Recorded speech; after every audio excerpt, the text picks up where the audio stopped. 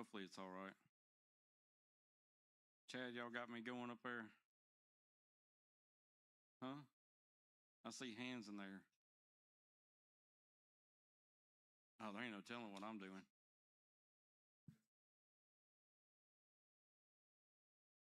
Yeah.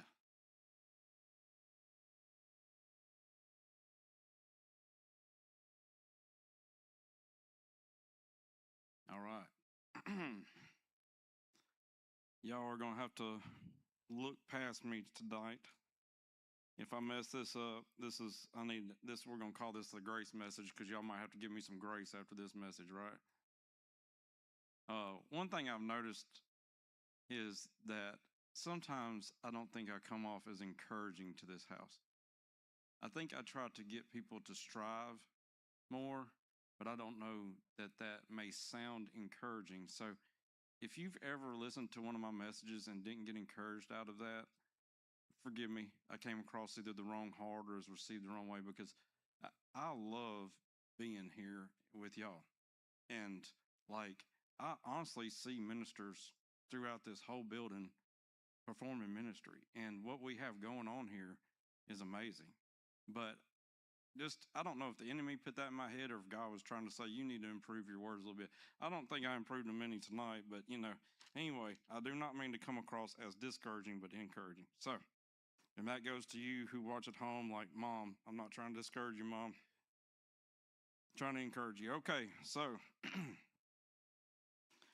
let's see if we can look at a small verse and what. Do any of y'all read your Bible throughout the year, do like a yearly reading? Okay, so yeah. I mean, it's something that some people do, and some people say, no, I just have a devotion book that's 365 days.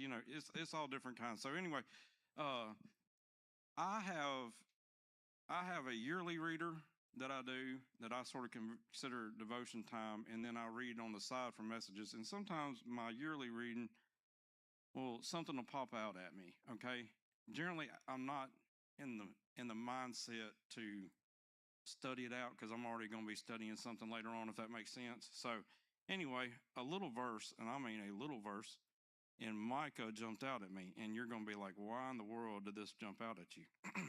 Okay, so Micah 1, chapter 1, verse 12, and I'm going to give them time to pop this one up on the screen for us, and I'm going to give you, let's see. All right, so it says, for the inhabitant of Marath pined for good. Okay, Marath and pined seems like common words, right? You really don't. You really like are sitting here. Well, what are you getting out of this?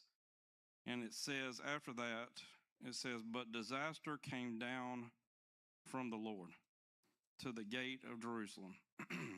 Now, as many Old Testament prophets, a lot of their words were not encouraging. So, but what I want to do is the meaning of the words is what happened to jump out at me because for some reason I looked up the meaning of words that I wasn't even intending on studying out. This was just my yearly reading. And y'all know me, that's going to be, sort of like I'm going to read over it sort of fast, not fast, but I'm going to read. So anyway, Marath. The meaning of Marath is bitterness. Okay, and pined for good actually means was sick. Now, I want y'all to take these words and I want y'all to think with me. Have any of y'all ever been permanently sick with bitterness? Has anything ever made you bitter? I mean, surely I'm not the only one that's ever been bitter. I know, so I went to a restaurant one time, and I can't tell you the experience. It wasn't the waitress, but the food, everything about it was just disastrous, right? And so I said, there's no way I'll ever walk in here again, right? And turns out it was just because it was their second week of opening and they didn't have all their staff and everything right. And so for like 2 years, I didn't walk in this place and everybody would go, I didn't care. Like I was bitter because everything that I experienced there just was not good, right? So 2 years later, I walk in here and I have one of the best meals, that best barbecue that I'd have had in a long time, and I'm sitting here like, man, this is great. What have I been missing this whole time? I've been missing something good because I was bitter at what happened the first time. All right. So any of y'all been bitter like that, where you like this will never happen again? Some of that will rest upon your heart. If somebody does something to you and you're like, nope. And we won't show people bitterness, but we'll let it rest upon our hearts and we'll live out of that, and it causes problems. All right, so now we're going to jump from that little verse and thinking was sick with bitterness is basically what I was like, man, the meaning of those two words back to back was sick with bitterness. Bitterness just resting. And if you look at the last half of that, but disaster came down from the Lord to the gates of Jerusalem. In other words, bitterness, that kind of living in your heart cannot sit there and rest and you operate in the Lord like it's supposed to, right? So let's jump over and we're going to go to a New Testament and we're going to jump to James. And I'm going to read the back half and we'll come back to I'm going to read some verses. I'm going to start down in verse 13 of chapter 3 if you're following with me. And I'm going to give them a second to look that up. I'll tell you, huh? Oh, it's I said a second, but I usually give them 3 and they only need 1, right? All right, so, y'all, is it burning up in here? Or is it just me? I mean, because I go and tell you, I've broke every speed limit between Nashville and here trying to get here on time. And to whoever was in that little gray car that I got up on your bumper pretty bad just trying to get around you because you was sitting beside a white truck and wouldn't pass them, I apologize. That probably wasn't the right thing for me to do. But I was trying to make sure that I made it to a pulpit by a certain time because I told David I would preach tonight, right? So I didn't want to fail that. But in James chapter 3, and I'm going to start down in verse 13, it says, "Who is wise and understanding among you? Let him show by good conduct that his works are done in the meekness of wisdom. But if you have bitter envy and self-seeking in your hearts, do not boast and lie against the truth." It's pretty rough. If you think about it, I don't know, between bitter envy and self-seeking in our hearts, that's a hard thing to fight against if you're like me. Does that make sense? I mean, because if I'm not bitter at something, then envy tries to come in. And then if it's not even that, then I find myself just being in myself. Those 3 things, I think, line up with a lot of common hearts we see today, right? A lot of good people, I could say that they're bitter against something. I know tons of people at work, that I worked with over the years, not tons of people at work because I work here now. So no, I'm not talking about here. I'm talking about over the years in construction and everything. I've seen some guys that were just bitter.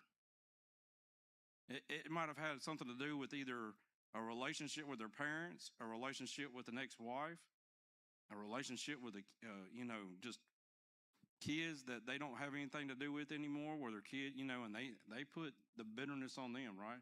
Envy, and I've worked with a lot of guys that wanted things like, man, if I had that, I don't see, especially against the boss. The boss pulls up in a new 2026 2500 HD truck, and you're driving a 1998 S10 that you work on every weekend to try to make it the 10 miles to get to work that you go every day, right? And they become, and like, man, I should be making enough money to do that, right? And then they get to self-seeking, like, you know what I'm going to do this weekend? And all of a sudden you hear all their plans for self-seeking. And the one thing you don't hear from any of them is anything about God, right? And so what he's telling the church, who is wise and understanding among you, let him show by good conduct that his works are done in the meekness of wisdom. It's not, I'm not going to change anybody by my arrogance. I'm not going to change anybody by my pride. I'm not going to change anybody by the statue that I have coming here. It's not going to be my dress. It's going to be, let me use the meekness of the wisdom that God has given me. And if you go back to Mike, he's telling them, hey, your bitterness has dwelt with you long enough and has become a sickness inside your heart. And just like these other things can, they become a sickness inside your heart that the Lord is going to have to bust the gates down because this isn't working. What you're showing people is not working, right? And it took me a long time to learn these kind of things because immediately that I get attacked or if I had somebody come against me, then I wanted to bow up on it and prove that I was right. Now, I don't know, proving if I'm right lines up with the meekness of wisdom, especially at not the top of my voice. I go and tell you when I look at these verses, when I really come back to it, and Dad, you're going to, if y'all know my dad, he is one of the most loving men. I go and tell you, he had an accident, and they determined it wasn't his fault, and he was worried that it was still his fault. He was apologetic. That's how, he's like, I was like, Dad, you couldn't have done anything about this. I know, but I'm just so sorry this happened. Like, I understand that. Dad's a very meek man. Well, I'll go and tell you, as a teenager, I didn't understand that. And so my dad was a pastor, and I grew up in church. Some of y'all can relate with that. Well, maybe not the pastor part. Some of you can, but I go and tell you, one thing that happens to pastors in the churches a lot of times is that there's a lot of back talking, or there's something that go on that the pastor gets blamed for, and all of a sudden you got people running their mouth, right? Well, guess who hears it? The preacher's kid. You see what I'm saying? Even though it doesn't run in front of my dad, not saying he wouldn't eventually find out, but it runs in front of me. And so as a teenager, I've seen Dad get run over by people. And when I say run over, he ran over himself. I'm not talking about the legitimate run, the just literally running over. But yeah, you did that. You ran over anyway. But people would sort of just, say stuff that just wasn't right. Had nothing to do in the wisdom of meekness. And I go ahead and tell you, I built a pretty bitter heart against church people. Even though it was very few, I built a heart that I wasn't dealing with this. And as a matter of fact, I built a heart that said, anybody comes against my family, I'm going to make sure they're the last ones that are ever do that again. And enough anger and enough resentment built up inside of me that the church couldn't talk to me or touch me. Okay? And that wasn't here, okay?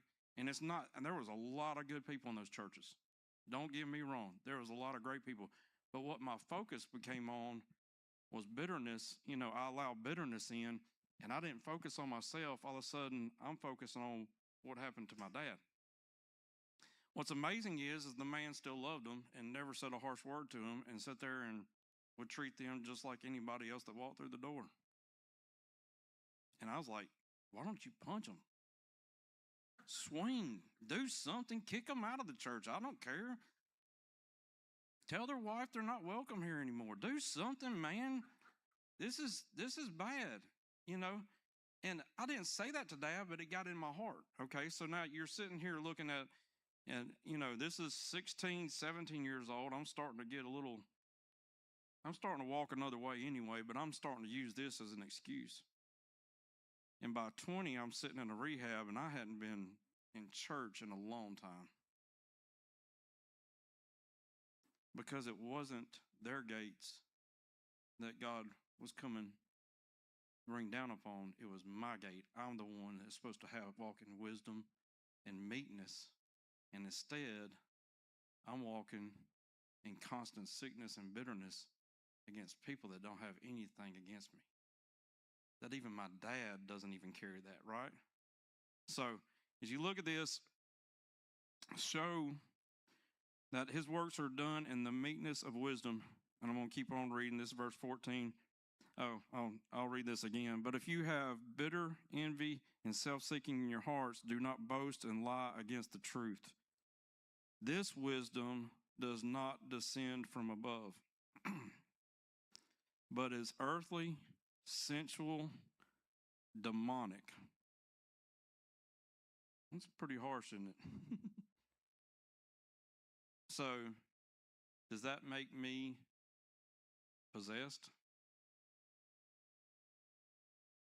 Does that make me operating out of something outside of God? Yep.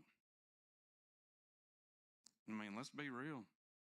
And we will allow ourselves to operate in these three things, right? And think that we're going to be okay. I'll tell you, I'm going to use somebody as an example here. All right. So let's say all of us right here, we're good. Sunday morning, we shake hands. Some of us hug. Some of us, like, hey, what are you doing this weekend? We might go out to eat, right? We have everything going. Me and Terry, we'll see each other in Walmart. We're good to go, right? But let's say RJ, I've got something against him because he didn't think my truck looked good, and he said he's got a better one anyway, right? RJ, I don't know if you even got a truck, but if you don't, you got a better vehicle. I mean, your car's probably running better than mine. You know what I'm saying? So anyway, we're both edgy. But anyway, so me and RJ are sitting here, and I've got something against him. All right? And I walk up here to this pulpit, and I preach a message. And what y'all don't see is that I never said the same words to RJ. Y'all just know that I came up here and smiled in front of you, right? And so God is sitting here saying, okay, what spirit are you of? Because if me and him aren't right, and me and y'all are, and I let that take away my influence or my working in God's meekness and the wisdom that he's gave me, and I remove it from him, then basically what I have removed is the representation of Jesus Christ for his life. And all of a sudden, he could fall by the wayside and it would be carried through me because I'm operating in a worldly, demonic spirit that has nothing to do with him. And God's going to be like, I cannot allow you to preach in front of people if you're going to be like this. All right? Take the pulpit out of the situation. Let's go to Walmart. And I ignore him, but yet I talk to everybody else. What kind of witness am I? What does it make me? And I want you to get the importance of it because the world has accepted these things as they're okay, right? All right, so I'm going to keep reading a little bit more, and then we're going to go back to the Old Testament. It says, for where envy and self-seeking exist, all right, so where this exists, we have confusion and every evil thing are there. Ooh, that's scary. So now all of a sudden, not only did I bring confusion into the building, I also brought every other evil thing because I opened a door and all of a sudden we're sitting in church and we wonder why today just didn't feel like everybody was together. Y'all just noticed that we was singing, worship, and all I could hear was just somebody had a bad voice and they were off key and somebody didn't clap right either. You notice the rhythms off? Because what you're hearing is not from God, it's from the enemy. And every evil thing that is allowed to attack you in your life, you've allowed in because you've basically opened up yourself to devils. And you made yourself self-righteousness in it because other people can operate like that, but you can't. You're a child of God. And he's giving you wisdom and meekness to walk among this earth and be a witness of him, but you want to walk like everybody else and have the greatest and finest things, or you want to hold bitterness because somebody did you wrong and you can't get rid of it. You're going to hold a grudge, or you're going to be envy, or you're going to be self-seeking where this is all about you. And I go and tell you, it's a hard pill to swallow when you realize it's you that God's talking to.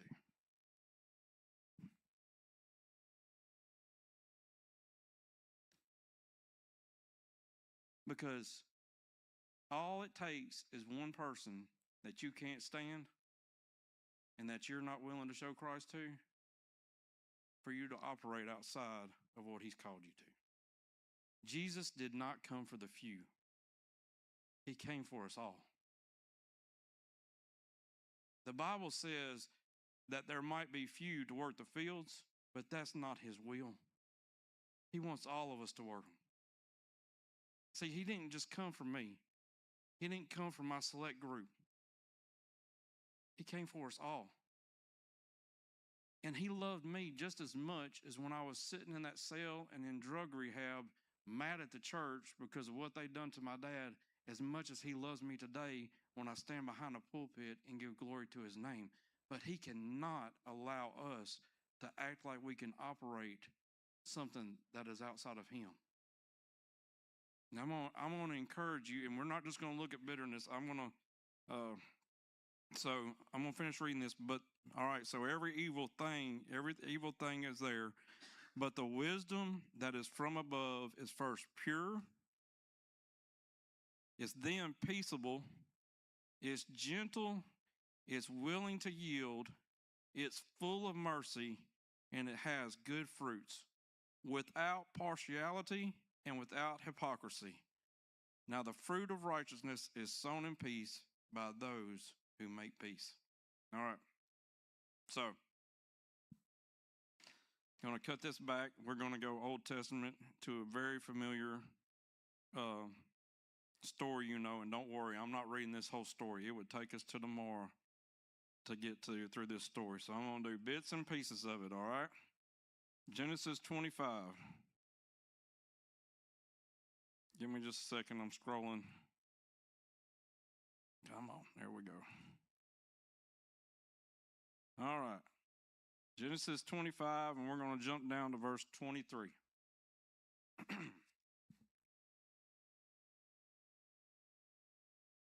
All right. This is Rebekah. This is Isaac's wife. And the Lord said to her, 2 nations are in your womb. 2 peoples shall be separated from your body. 1 people shall be stronger than the other, and the older shall serve the younger. So when her days were fulfilled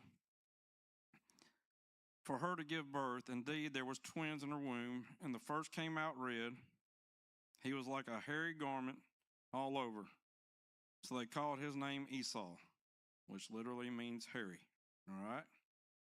And afterwards, his brother came out in his hand and took a hold of Esau's heel, so his name was called Jacob, right?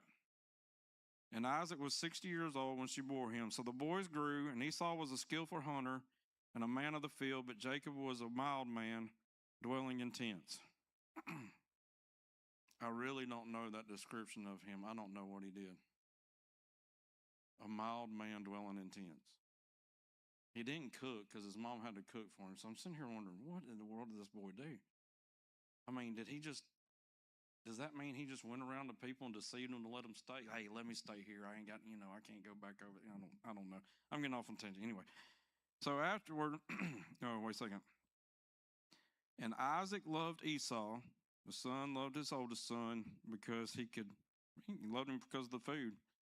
And Rebekah loved Jacob. All right, so now Jacob cooked a stew, and Esau came in from the field, and he was weary. Oh, Jacob can cook. My bad. He didn't cook the meal for the other, but anyway, from the field. And Esau said to Jacob, please feed me with the same red stew, for I am weary. Therefore, his name was called Edom. But Jesus said, Lord, Jesus didn't say, Jesus, I know you were probably talking to these boys, but man, that's not what they're going to be talking. All right, so Jacob said, forgive me, that's a pretty good one. I can't even hardly read the rest of this. It's a good one. So, sell me your birthright as of this day. And Esau said, look, I am about to die, so what is a birthright to me? Then Jacob said, swear to me of this day. So he swore to him and sold his birthright to Jacob. And Jacob gave Esau bread and stew and lentils. Then he ate and drank, arose, and went his way. And thus Esau despised his birthright. Very common story, right? All right, so we're gonna get on down here in just a minute. But what would make one brother want what the other one had?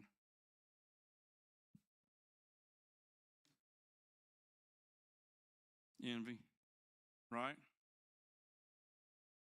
He saw that the father was pleased with him because he could hunt and cook wild game, and all he did was dwell in tents and, cook some stews and stuff like that, right? So he seizes an opportunity to take what's from his brother, right? So at this point, Jacob's the bad guy, right? I mean, in everybody's mind right now is like, Jacob, this is wrong with you.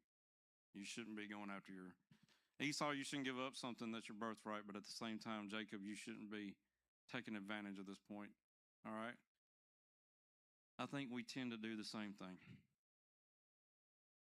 I'll tell you one thing I'm very careful of, and I don't know why I'm this way. It might be with my parents. Insurance. I think the reason insurance is so high is because people take advantage of it. I think people will file a claim over something that they could take care of themselves in a heartbeat just to pocket the money and then go fix it themselves. Right? When hail damage came around, right? Hail came through here for, I don't know, however many months ago that was. All of a sudden, people get new roofs. So David said, should we check the roof? Said, yeah, we got up there, said, I don't see nothing leaking. We ought to be all right. I'm glad that my father-in-law / pastor has that kind of heart, because we probably could have replaced the roof here. I'm not going to take advantage over anybody, but Jacob's heart was taking advantage, and we have to be careful that we guard ourselves in those kind of situations, because I think it robs our voice from being able to talk to some people. Does that make sense? I think it takes something away from us that we give power to something else where it's not in our hands anymore. So skip on down, and we're going to go chapter 27. And they might already, no, they don't have it up. Good. Okay. Scrolling. Right, I'm going to have to read a little minute, huh? So, all right. So now it came to pass. We're still following Jacob, all right? We get where Jacob's old now, all right? So when he had the boys, let's see, he was married at 40. He had the boys at 60. So it says he's old now. And so I'm going to read, this is going to take a minute. I'm going to read about 18 verses here. It says, now it came to pass when Jacob was old and his eyes were so dim that he could not see, that he called Esau, the hunter, his older son, and said to him, my son. And he answered and said, here I am. Then he said, behold, now I am old. I do not know the day of my death. Now, therefore, please take your weapons and quiver and your bow, your quiver and your bow, and go out to the field and hunt game for me. And make me a savory food such as I love, and bring it to me that I may eat, and that my soul may bless you before I die. Now Rebekah, his wife, was listening when Isaac spoke this to Esau his son, and Esau went to the field to hunt game and bring it. Again, Esau's the good guy, right? So Rebekah spoke to Jacob, her son, saying, indeed, I heard your father speak to Esau, your brother, saying, bring me game and make savory food for me, that I may eat and bless you in the presence of the Lord before my death. Now, therefore, my son, obey my voice. Now remember that. Now obey my voice according to what I command you. Go now to the flock and bring me from there 2 choice kids of the goats, and I will make a savory food from them, your father, such as he loves. All right, so now the mother is basically creating a situation that Jacob should try to get out of, right? Then you shall take it to your father, then he may eat it, and he may bless you before his death. And Jacob said to Rebekah, his mother, look, Esau, my brother, is hairy. He's a hairy man, and I am a smooth-skinned man.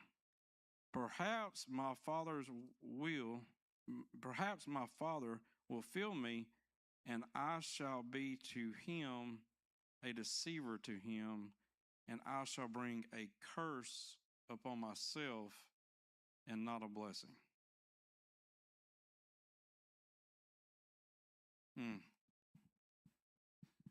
Jacob's trying to get out.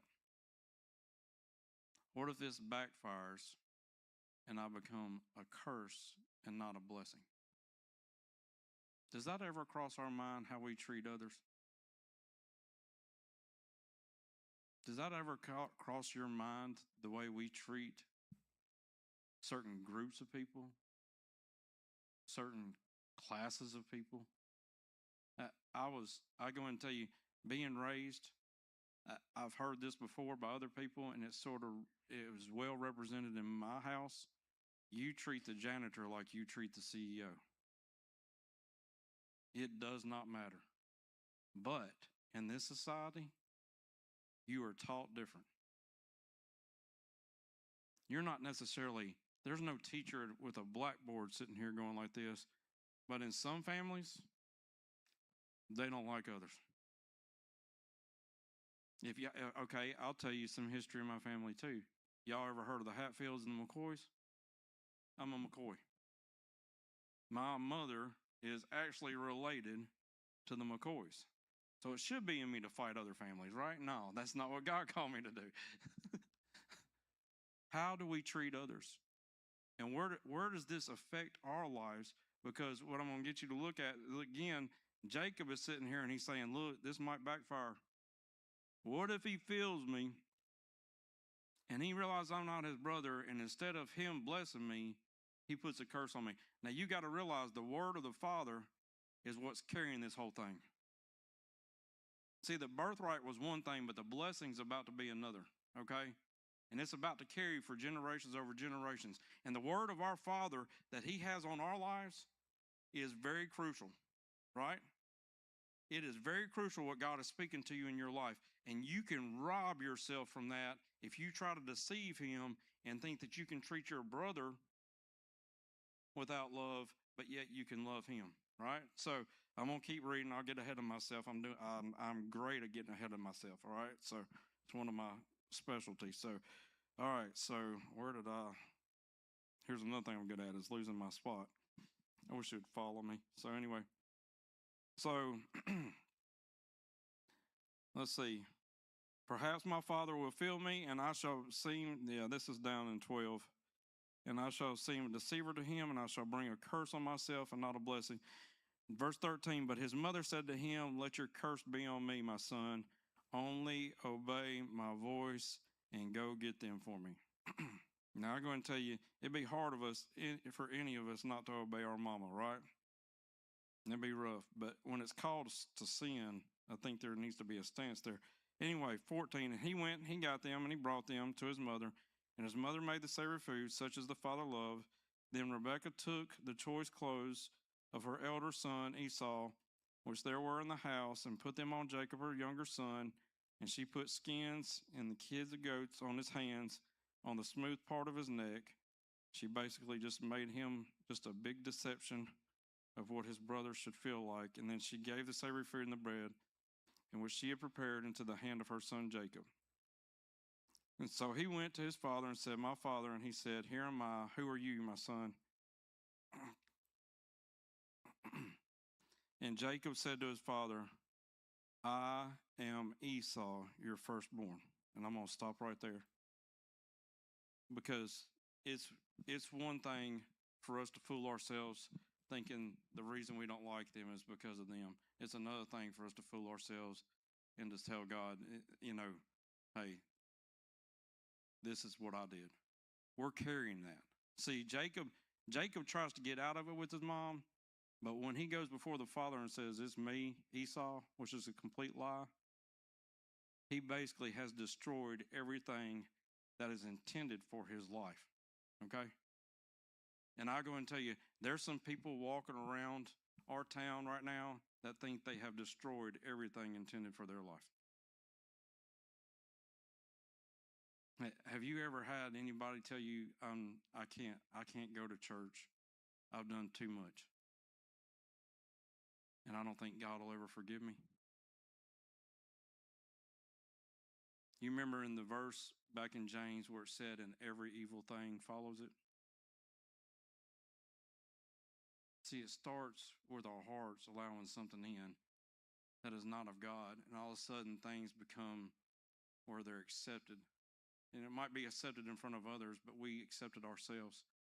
And then we say, well, no, when I was like that, when that was going on, that really wasn't my fault because this, and this. And there's always a but or a because. And then finally we get to the point where it says, yep, it was me.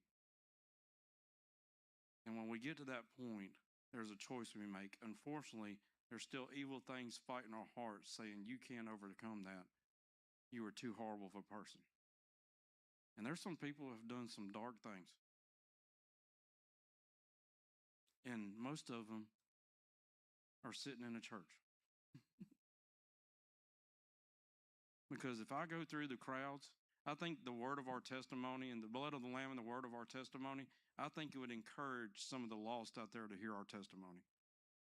I'll go and tell you, when I was strung out on cocaine, there was days that I did some stuff that I'm not only embarrassed, but don't want anybody to know.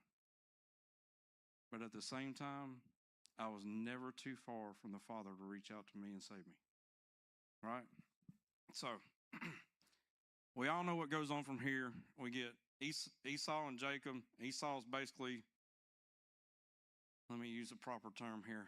He's messed up out of another thing that he's supposed to have. He's supposed to have a birthright, and he's supposed to have a blessing. And now he's sitting here with neither of them. And he comes in, and he comes back from the field, and he says, hey, Dad, I got your food. And he says, well, who was that? Who was in here yesterday? And he's sitting there like, I done blessed him. And he's like, who's that? And he says, it was your brother. All right? So now Esau has every right to go after his brother in our minds. I'm back to the point of like, yeah, get him, punch him or something, Dad, Come on, Esau. So Jacob goes on the run, and we find out that he gets to go through life a little bit when he comes and he sees Rachel, and he says, okay, who is it? Laban says, if you work for me for 7 years, you can have Rachel. I'm skipping through this whole story. All right. So this is at the end of 7 years, he says, well, no, I can't give away my youngest daughter before the oldest. So you're going to have Leah. And then that goes on. He stays another 7 years and he works for him. And then he gives him Rachel. And then, so we find, then he goes on the run. Jacob goes on the run from him because he's after him from taking some of his flocks and stuff. All right. Now, Jacob has been, if you follow his story, he is like, when's this bad guy going to get his due? Isn't that what we all look for? I mean, there's some stories that King David, you're like, man, this dude doesn't deserve anything but this, right? He deserves something else. You can go through, but what we're about to do is we're about to see what God's intent is in for it, all right? So we're going to jump down to chapter 32. I've given you a short story. So Jacob had married Leah and then Rachel, and then he ran from his father-in-law. And in chapter 32, I'm going to jump down all the way down to verse 33. This is the end of chapter 32. No, I'm going to jump down to not verse 33, 22. Sorry, y'all. You got it. All right, so we find Jacob, and Jacob's been on the run from his father-in-law. Then they made covenant, and he's coming back home. And the one person that should hate him and should want to take him out, his brother, is coming out to meet him, and all it really tells us is that he's coming out to meet him with 400 men. And so Jacob goes into panic mode, and he starts splitting everything he has. And he's already prepared to give his brother this, and this as repentance, right? He's like, look, I'm going to give him, take all this. He had built up this big, God had blessed him over the years, and he built all this up, and he's like separating people, so in case we get attacked, we won't lose everybody. He's separating animals. He's like, put this out before, so he knows we're going to give him gifts here, we're going to give him gifts here, we're going to give him gifts here. All before he gets to me, I'm going to make sure that he knows that I'm repentant, right? He's come to his terms, and he's realized that, hey, but he's still not there yet. So he's sleeping out, and he comes out, and all of a sudden he says, and he arose that night, and this is verse 22, and he took his 2 wives, his 2 female servants, and his 11 sons, and he crossed over the ford of Jabbok. He took them, sent them over the brook, and he sent over what he had. Then Jacob was left alone, and a man wrestled with him until the breaking of day.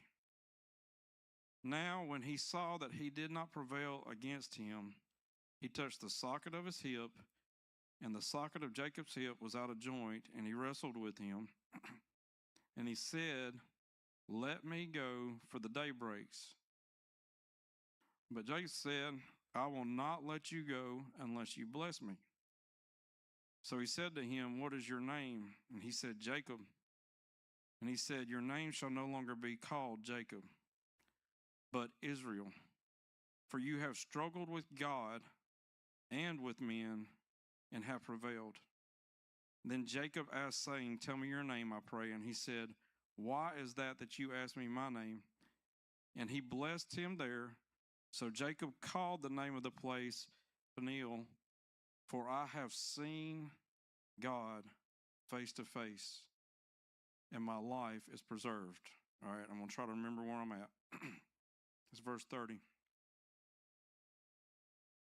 All right, church, I hope I don't butcher this, because people need to see God face to face. I believe that I've seen God face to face. I've seen God in a lot of situations.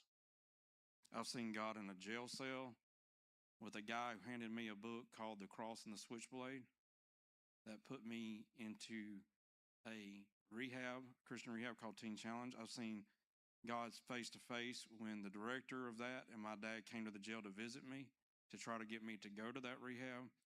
I've seen God face to face when I should have been divorced and my wife said, "No, you can come back," when she had every reason. I've seen God face to face when my sister had a horrible wreck and should have died in it and came out of that years ago. I've seen God face to face when my dad was laying on a surgery table with open heart surgery and every tube and everything in him and him looking so weak.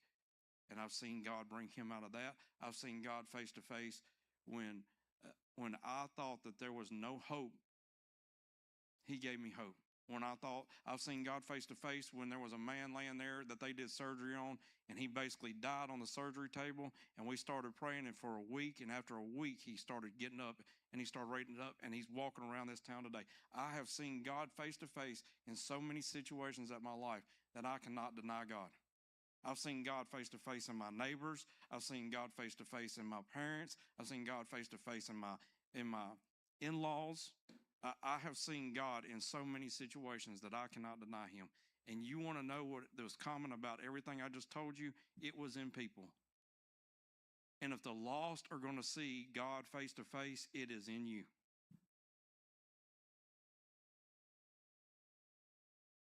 There's not a burning bush in Hornwald. I'm not saying he couldn't light something on fire, and I'm sure there's plenty of branches being burnt about right now with all the ice storm damage.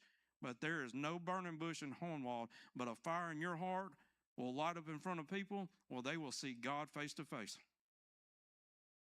And if we do not look at ourselves like we carry the presence of God, then we are going to see where others are not going to see God face to face. And Jacob has sit here and wrestled this thing out. The thing that I was sitting there thinking is sometimes you just got to fight for it, right? Jacob has finally fought for something, and he wants a blessing. He's deceived for a blessing. He's basically stole a blessing, but he ain't never fought for a blessing, right? And if blessing is something that you think you receive all the time, then you don't understand that it's better to give than receive. Why don't you become the blessing? Why doesn't our heart look at it like we should be the blessing to those out there? Instead, we think that we need to be blessed. Oh, the electric bill due. I need a blessing. Y'all pray for me. I need a blessing. Just pray that the Lord blesses me. Why don't you pray that the Lord makes you a blessing to somebody else? Why don't you start saying, "Hey, Lord, I understand that anything that I pray out of selfishness, out of envy, or out of bitterness is demonic. And I'm not praying to you. I'm praying to somebody else because you can't hear that. Help me to pray in the wisdom and the meekness that you've given me in the choice of your salvation. And if I need to fight for that, then I need to fight for that." And Jacob wrestles with this all night. He comes to the point and he says, your name is no longer deceitful, but it is holy. In church, if I could get you to understand that we are the holy generation, the peculiar people that it talks about, the royal priesthood, I was so happy. Okay, sometimes I think my words don't go too far, right? Well, my son lives an hour and a half from here, and he heard me preach Sunday. And the one thing, okay, we don't talk that much. I'm not saying that we don't talk. I'm just saying he's 23 now, be 24 this year. He's married. He's got a job and everything. You want to know what he texted me? I think it was Monday. He said, "What does it mean to be a spiritual priest?" And I didn't realize that I said that as part of my message and didn't even come with any backing. It thrilled me because it's something that's close to his heart. I said, because when we are of the flesh, we can only carry the power of the flesh. But when we are of the Spirit, then we carry truth. And we look at priests that are set over people in the flesh, like a pastor or something like that. And if they only can speak to the flesh, that's all they can speak. But each and every one of us are part of a priesthood. You see what I'm saying? And we carry a spiritual truth that is supposed to be delivered to others. And if I can speak out of the Spirit and out of truth instead of out of the flesh of myself, then what I carry to others will bring life to them. That's what I mean by ministers. I don't mean that you need a church position. As a matter of fact, a lot of church positions could hold some of you back. You would never reach the people that you needed to reach, that God intended you to reach, if you stuck yourself behind four walls in a church. A lot of you have a ministry sitting right in front of you at work, and God's placed you to be the light to those people in your workplace. God's placed you to be the light to those people that come through there, and you're supposed to be carrying the spiritual word. Instead, you're operating out of bitterness, envy, and selfishness, and what you're doing is allowing every evil thing not only to attack them, but to attack you. And Jacob comes out of this thing, and he's got up, and he says, "Bless me," and he says, "Okay, you're blessed. You're no longer this guy," all right? So I don't know how it would have gone with Jacob's brother. I don't know how Esau would have received him. It never says what the 400 people were intended for before this part, right? All they know is they've seen your brother and 400 people are coming. They're coming out to meet you. Doesn't mean that it was going to be harmful. I have no idea. But if you read on, verse 31, I remember where I was at. We're doing good. I'm getting better. What kind of time? Oh, gosh. Time is not on my side. All right. Then he crossed over. Peniel, the sun rose on him, and he limped on his hip. And now to this day that nobody touches the muscle that shrank because God touched the hip of Jacob. All right. Chapter 33, verse 1. Now Jacob lifted his eyes and looked, and there comes his brother. Esau was coming with him, and were 400 men. So he divided the children among Leah, Rachel, and the two maidservants, just like he had planned. And he put the maidservants and their children in front, Leah and her children behind, and Rachel and Joseph last. And then he crossed over before them and bowed himself to the ground 7 times until he came near to his brother. But Esau ran to meet him.